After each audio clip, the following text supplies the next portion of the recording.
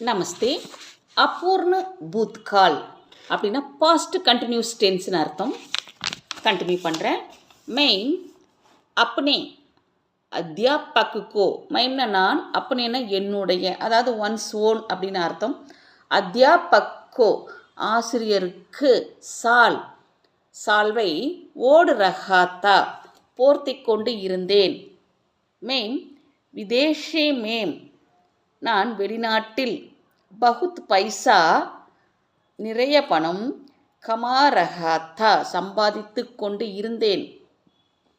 உசி வக்து உசி சமை எது வேணால் போட்டுக்கோங்க, அந்த நேரத்தில் அந்த சமயத்தில். கரீபோங்கோ மதத் கியா, கரீபோங்னா ஏழைகள், ஏழைகளுக்கு மதத் கியான உதவி செய்தேன் அப்படின்னு அர்த்தம். மை கம்ப்யூட்டர் சே நான் கணினியில் டைப் கர் ரஹாத்தா டைப் செய்து கொண்டு இருந்தேன். உசி சமை அந்த சமயத்தில். ஏக் சாம்பு ஒரு பாம்பு, சாம்புன பாம்பு, மேரே என்னுடைய, சிற்பர் சிறுன தலைன்னு அர்த்தம், தலையில் கிர்கயா விழுந்து விட்டது.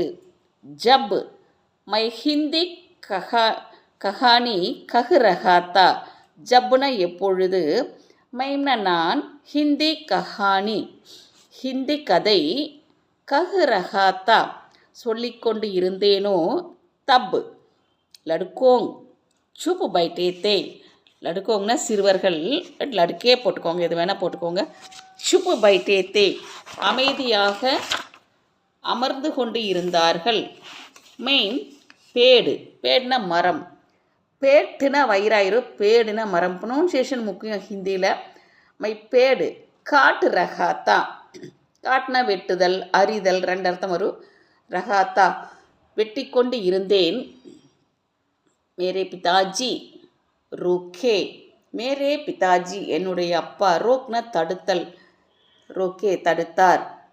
மெயின் ஷர்தி கே காரன், மெயின்னா நான், ஷர்தினா குளிர்னு அர்த்தம், குளிரின் காரணத்தால்.